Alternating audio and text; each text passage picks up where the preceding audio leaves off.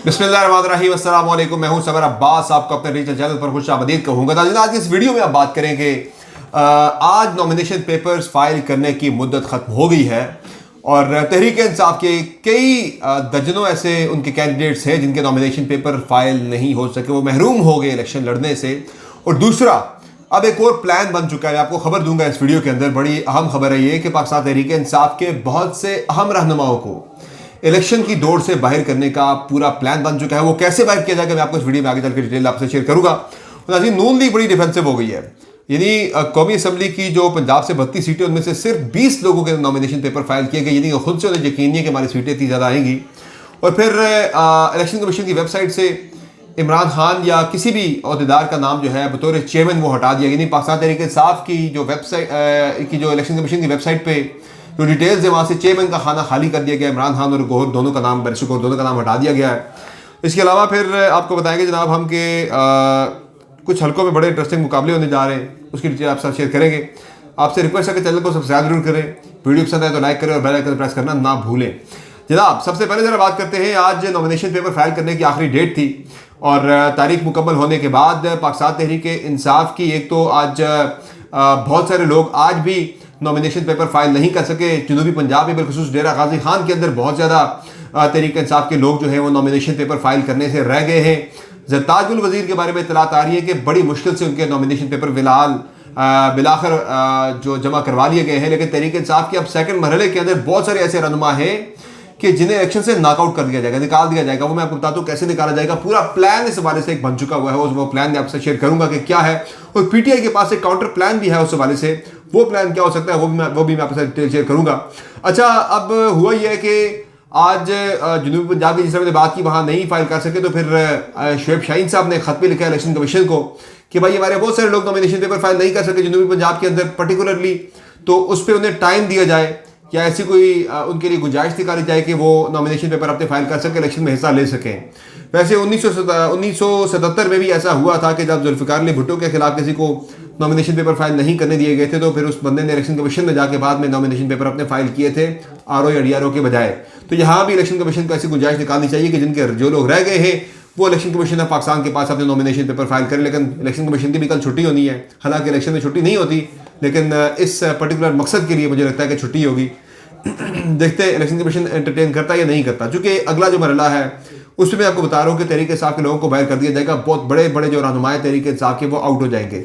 अच्छा, अब जो आज ये हुआ, इलेक्शन कमीशन ने ये काम किया है, जिस तरह मैंने आपको बताया था कि जो इलेक्शन कमीशन की वेबसाइट है वहाँ से चेयरमैन का जो खाना है, हर पार्टी के सरबराह का नाम लिखा जाता है इलेक्शन कमीशन की वेबसाइट के ऊपर।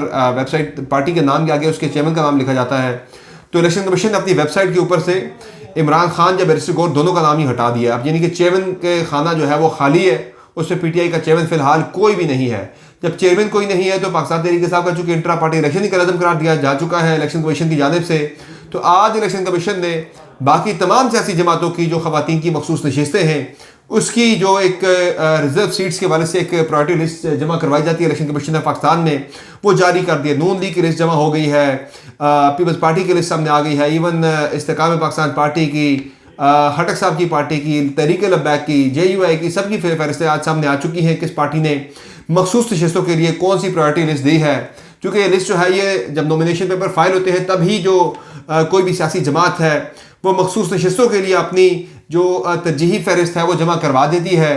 कि तरजीही फहरिस्त से इसलिए कहा जाता है कि टॉप से बंदे शुरू होते हैं, जिससे पार्टी की जितनी सीटें आती हैं नेशनल असम्बली के अंदर या सूबाई असम्बली के अंदर, उसी तनासुब से टॉप से नीचे की तरफ जो है उनके बंदे, उनकी जो खवातीन होती हैं वो मुंतखब होना शुरू हो जाती हैं। मिसाल के तौर पर अगर 48 नशिस्तें हैं और एक पार्टी की 12 नशिस्तें बनती हैं, तो टॉप की 12 नशिस्तें जो हैं वो उस पार्टी को मिल जाएगी जो उसने अपनी तरजीह फहरिस्त जमा करवाई होगी। उनमें से फिर किसी मेंबर की अगर रहलत होती है, वो इस्तीफा देता है, तो फिर उससे अगला जो मेंबर होता है वो ऑटोमेटिकली जो है वो लिस्ट के अंदर से वो मेंबर बन जाता है। पार्टी चाहे वो उसे तब्दील नहीं कर सकती। तहरीक इंसाफ के जब सूरन सिंह को बलदेव कुमार ने जब खैबर पख्तूनख्वा के अंदर कत्ल कर दिया था, इसी वजह से कत्ल किया था कि मैं अगला मेंबर बन जाऊँ, लेकिन बलदेव कुमार जब बन भी गए थे वो बाद में साबित भी हो गया था कि बलदेव कुमार ने ही सूरन सिंह का कत्ल किया है मेंबर असम्बली बनने के लिए। तो पीटीआई कुछ भी नहीं कर सकी थी और बलदेव कुमार ही मेंबर रहे थे। और वो although he was in jail, लेकिन जेल से आके भी फिर वो अपनी असम्बली की इजलास की कार्रवाई का हिस्सा बनता रहा है। लेकिन उसने मेंबर असेंबली बनने के लिए अगले बंदे को मार दिया था कि वो लिस्ट में उससे पहले था, तो इसलिए इसे तरजीही फहरिस्त कहा जाता है। बाकी सारी पार्टियों की जब होगी, पीटीआई की फहरिस्त जो है वो इलेक्शन कमीशन ने रोक दी है, मुअत्तल कर दी। वो कह रहे भाई ये फहरिस्त जो एंटरटेन नहीं हो सकती, चूंकि पीटीआई जो है वो तो फिर इलेक्शन में चूंकि उनका सिंबल ही कोई नहीं है। अब एक इससे पीटीआई को कितना बड़ा नुकसान होगा मैं आपको बताता हूँ, ये बहुत अहम नुकता समझने वाला है कि जब मखसूस नशिस्तों की बारी आती है, कौमी असम्बली में 70 मखसूस नशिस्तें हैं, 70 मखसूस नशिस्तें हैं 336 के ऐवान के अंदर, जिनमें से 10 नशिस्तें जो हैं वो अकलियतों की है और 60 नशिस्तें ख़वातीन की हैं।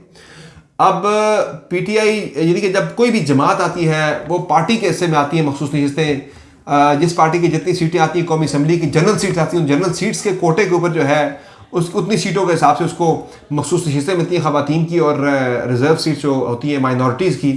अब पीटीआई को चूंकि उससे बल्ले का इंतखाबी निशान ले लिया गया है, तो पीटीआई बतौर जमात अब ये इलेक्शन में हिस्सा नहीं ले पा रही। फिलहाल जो अब आज के दिन का तक का स्टेटस है, या फिर जो इलेक्शन लड़वाने वालों की मर्जी मंशा इलेक्शन करवाने वालों की कि तहरीक इंसाफ के लोग इंडिपेंडेंट ही जाके इलेक्शन लड़ें, तो उससे तहरीक इंसाफ को डबल नुकसान होगा। एक तो ज़ाहिर बल्ले का इंतखाबी निशान नहीं होगा, तो लोग बल्ले के ऊपर जाके मोहर नहीं मार पाएंगे। तो जब वो 2-3 उनके कैंडिडेट्स होंगे तो वोट तकसीम होकर तहरीक इंसाफ की बहुत सारी सीट्स तहरीक इंसाफ लूज कर सकती है। दूसरा जो इसमें इंपॉर्टेंट नुकता है वो ये है कि जब मखसूस नशिस्तें मिलती हैं वो किसी सियासी जमात को मिलती हैं, इंडिपेंडेंट जो लोग होते हैं उन्हें मखसूस नशिस्तें नहीं मिलती हैं। तो तहरीक इंसाफ को या तो जो उनके लोग जीत कर आएंगे उन्हें किसी एक पार्टी के शेल्टर तले जो है वो जमा होना पड़ेगा, किसी भी छोटी पार्टी के शेल्टर तले मखसूस नशिस्तें उसी तनासब से लेने के लिए।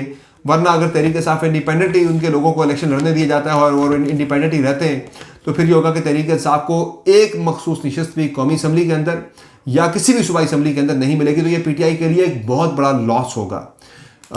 दूसरा यानी जो इसीलिए इलेक्शन कमीशन ने आज पीटीआई की मखसूस नशिस्तें रोकी है, तो मैं बता रहा हूँ कि वो रोकी तो इंट्रा पार्टी इंतखाबात की वजह से, लेकिन पीटीआई को इसका नुकसान कितना बड़ा होना है। दूसरा, आज झंग और हाफिजाबाद कराची से 4 आरओज और 3 एआरओज को आज जो है हटा दिया गया है मुख्तलिफ शिकायत के ऊपर। वैसे पंजाब में अगर जनरली हटाया जाता तो मैं समझता हूँ कि 50-60 के करीब मिनिमम आरओज को हटाया जाना चाहिए था, हटाए जा सकते थे, लेकिन टोटल 4 जो है हटाए गए हैं पंजाब में और 3 जो है यानी 4 आरओज और 3 एआरओज हटाए गए हैं, जिनमें से जंग हाफिजाबाद और कराची के अंदर ये किया गया ना। कराची के अंदर तो ऐसे नॉमिनेशन पेपर छीनने की कोई ऐसी कार्रवाई सामने आई भी नहीं है, तो ये खानापुरी वाली कार्रवाई नज़र आती है। बाकी खबर यह है कि मुराद सईद का एनए 3 और 4 से इलेक्शन लड़ने का उन्होंने ऐलान किया। सवाद से वो आ रहे इलेक्शन लड़ रहे हैं, नॉमिनेशन पेपर फाइल कर दिए हैं, लेकिन मुझे जो ख़तरा एक नज़र आ रहा है, इस एक खच्चा नज़र आ रहा है कि मुराद सईद हो गए, हमाद अजहर हो गए, अली अमीन गंडापुर हो गए, आज़म सवाती हो गए, तहरीक इंसाफ के बड़े बड़े नाम जो हैं वो शायद इस इलेक्शन में हिस्सा नहीं ले सकेंगे। ये मैं आपको आज खबर दे रहा हूँ, जो मैं आपको बता रहा हूँ कि जो प्लान बनाया गया है पाकिस्तान तहरीक इंसाफ के मुतअद्दिद रहनुमाओं को स्क्रूटनी के अमल में बाहर कर दिया जाएगा। वो जो मैं प्लान की बात कर रहा था कि पीटीआई के बहुत सारे बड़ी तादाद में तहरीक इंसाफ के कैंडिडेट्स जो हैं वो आउट हो जाएंगे इंतखाबी रेस से। पहले नॉमिनेशन पेपर फाइल नहीं करने दिए गए, उस स्टेज पर रुकावटें डाली गई। अब स्क्रूटनी का जो अमल है, जांच पड़ताल के प्रोसेस के दौरान पाकिस्तान तहरीक इंसाफ के बहुत सारे कैंडिडेट्स को इलेक्शन से बाहर कर दिया जाएगा। चूँकि आज ही मुझे ये इत्तलात मिली है इलेक्शन कमीशन के करीबी ज़राए से, वो ये बताते हैं कि बाकायदा ऑनलाइन जो है वो सारा रिकॉर्ड मंगवा लिया गया है। आरओज और डीआरओज को ये सख्त इंस्ट्रक्शन जारी की गई इलेक्शन कमीशन की जानिब से कि स्क्रूटनी के मामले पे आपने बहुत ज़्यादा सख्ती करनी है। सख्ती किसके लिए होगी? ज़ाहिर पीटीआई के लिए होनी है। और किसके लिए होनी है? उन्होंने कहा कोई भी बंदा जिसका कोई मसलन कोई प्रोक्लेम्ड ऑफेंडर को बंदा इश्तिहारी हो चुका है, किसी अदालत को मतलूब है, किसी थाने को मतलूब है, उस बंदे को इलेक्शन नहीं लड़ने देना। और किसी का कोई केस है, क्रिमिनल रिकॉर्ड है, कोई किसी के ऊपर कोई भी मामलात हैं, वो इलेक्शन नहीं लड़ सकेगा। तो मैं ये आपको खबर दे रहा हूँ कि जांच पड़ताल के अमल के स्क्रूटनी के अमल के दौरान तहरीक इंसाफ के दर्जनों भर कैंडिडेट जो हैं उन्हें इंतखाबी रेस से डिस्क्वालीफाई कर दिया जाएगा, नाअहल कर दिया जाएगा। यानी कि इस इलेक्शन के लिए वो एलिजिबल नहीं रहेंगे, इलेक्शन में कॉन्टेस्ट से आउट हो जाएंगे। जिनमें मैंने आपको कुछ नाम तो मैंने लिए, हमाद अजहर का नाम है उसमें मुराद सईद का नाम है, उसमें आज़म सवाती का नाम है, उसमें दीगर उमर अयूब इवन मुझे लगता है कि वो भी नहीं लड़ पाएंगे। जो बंदे तहरीक इंसाफ के वो अदालतों से इश्तिहारी हो चुके हुए हैं, अदालतों को मतलूब हैं, वो बंदे इलेक्शन नहीं लड़ सकेंगे। इस हवाले से तहरीक इंसाफ ने भी एक काउंटर प्लान बना रखा है। सिर्फ ये इश्तिहारी वाला मामला नहीं, और बहुत सारे मामला जो हैं वो ढूंढे जा रहे हैं। इलेक्शन कमीशन ने पूरी एक सेट ऑफ कमांड जो है वो नीचे भेजी है कि भाई आपने ये चीज़ें सारी चेक करनी है और इन बंदों को आपने इलेक्शन नहीं लड़ने देना। बड़ी सख्त स्क्रूटनी की हिदायत जो है वो चली गई हैं आरओज और डीआरओज को। तो इसमें तहरीक इंसाफ के बहुत से लोगों को आउट किया जाएगा। लेकिन जो जहाँ तक मामला प्रोक्लेम ऑफेंडर का है, इश्तिहारी मुल्ज़म का है, वहाँ तहरीक इंसाफ की मेरी कुछ देर पहले बात हो रही थी शुएब शाहीन साहब से।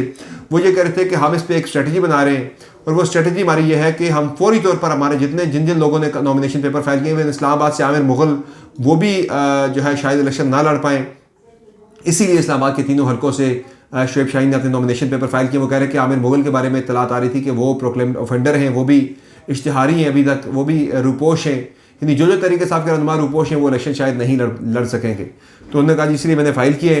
तो आमिर मुग़ल का भी बताया जा रहा है कि वो भी शायद इलेक्शन ना लड़ पाएँ, उन्हें भी आउट कर दिया जाए टेक्निकली इस प्रोसेस के अंदर। तो ज़रताज गोलीवन आउट हो सकती है। तो इसमें अब ये होता है कि स्ट्रेटजी वो ये बता रहे थे हमारी ये है, PTI ये स्ट्रेटजी बना रही है कि जिन जिन लोगों को प्रोक्लेम्ड ऑफेंडर डिक्लेयर किया गया, इश्तिहारी डिक्लेयर किया गया अदालतों की जानिब से, उन्हें चाहिए कि स्क्रूटनी का अमल, जांच पड़ताल का अमल शुरू होने से पहले वो अदालतों से जाके फांसी जमानत ले लें। अब इसमें मैं आपको एक मिसाल देता हूँ, अली अमीन गंडापुर की मिसाल दे रहा हूँ कि अली अमीन गंडापुर को शायद इलेक्शन लड़ने की इजाज़त मिल जाए, उन्हें शायद नॉकआउट ना किया जा सके। उसकी वजह यह है कि अली अमीन गंडापुर ने हिफाजती जमानत के लिए इस्लामाबाद हाई कोर्ट से रुजू कर लिया हुआ है। तो जो हिफाजती जमानत लेता जाएगा, प्रोटेक्टिव बेल लेता जाएगा, वो वही बेल की कॉपी लगा के जो है स्क्रूटनी के अमल से क्लियर हो सकता है, वरना इसमें बहुत से PTI के लोगों के आउट होने के का अंदेशा मौजूद है। बाकी सरगोदा में एक बहुत टफ इलेक्शन होने जा रहा है, बड़ा टफ मुकाबला होने जा रहा है, बड़ा इंटरेस्टिंग मुकाबला होने जा रहा है। वो है जी सूबाई असम्बली की नशिस्त है, जहाँ से मरियम नवाज़, नईम पंजोता और नदीम अफजल चंद के दरमियान एक मुकाबला होगा। बड़ा इंटरेस्टिंग ये मुकाबला होगा, देखने वाला होगा। फिर एक खबर आज खैबर पख्तूनख्वा से है कि अरबाब आलमगीर और आसमा अरबाब आलमगीर, जिन्होंने पाकिस्तान पीपल्स पार्टी छोड़ी थी, अब ये वापस पाकिस्तान पीपल्स पार्टी में आ गए हैं। और इस बार इसमें आपको खबर दे चुका हूँ ऑलरेडी कि अरबाब आलमगीर और आसमा अरबाब आलमगीर जो हैं ये तहरीक इंसाफ में शामिल होना चाह रहे थे, लेकिन अरबाब शेर अली जो कि पाकिस्तान तहरीक इंसाफ के पेशावर डिवीज़न के प्रेसिडेंट हैं, उन्होंने इनके आने की मुखालफत की। पाकिस्तान तहरीक इंसाफ इन्हें लेना चाह रही थी, शुरू में ग्रीन सिग्नल दे दिया गया था, लेकिन बाद में अरबाब शेर अली जो कि इन्हीं के कज़न हैं अरबाब आलमगीर के, उन्होंने मना कर दिया। उन्होंने कहा अगर आप इन्हें शामिल करते तो फिर मैं पार्टी छोड़ दूंगा। तो फिर इन्हें मना कर दिया गया था पाकिस्तान तहरीक इंसाफ की जानिब से। तो अब वो दोबारा पाकिस्तान पीपल्स पार्टी में आ गए हैं। बाकी एक खबर जो है वो ये कि नून लीग में बताया था, जो बात करते हम ट्रू थर्ड लेंगे, हम ये लेंगे वो लेंगे। हालत ये है कि जहाँ कॉन्फिडेंस उन्हें था कि भाई हम ज़्यादा सीटें ले लेंगे, या जहाँ होता भी यही है कि अगर 60 सीटें कौमी असम्बली की, तो पार्टियाँ ये करती हैं कि वो 60 की 60 सीटों पर अपने रिजर्व सीट्स के लिए बंदों के नाम दे देते हैं। तो कौमी असम्बली की पंजाब से 32 सीटों पर से नून लीग ने सिर्फ 20 नाम दिए हैं। यानी खुद नून लीग जो है वो इतनी ज़्यादा कॉन्फिडेंट नहीं है पंजाब के वाले से कि वो इतनी सीटें ले पाएगी, तभी मखसूस नशिस्तों पर इतने कम नाम दिए गए हैं। 32 में से कम 3 नाम तो दिए जाने, 30 नाम तो दिए जाने चाहिए थे। जिस तरह से पंजाब की जो मखसूस नशिस्तें हैं, यानी पंजाब असम्बली की, ये कौमी असम्बली की बात करता, पंजाब असम्बली की जो है 62 में से 58 नशिस्तों पर नून लीग ने अपनी रिजर्व सीट्स के ऊपर ख़वातीन के नाम दिए हैं। तो ये नेशनल असम्बली के ऊपर नहीं दिए, तो वहाँ ज़रा नून लीग जो है वो इतनी कॉन्फिडेंट दिखाई नहीं दे रही। तो ये आज की मोटी मोटी अपडेट्स थी। अगली वीडियो में हाजिर होंगे मज़ीद अपडेट्स लेकर। इजाज़त दीजिए, अल्लाह हाफ़िज़।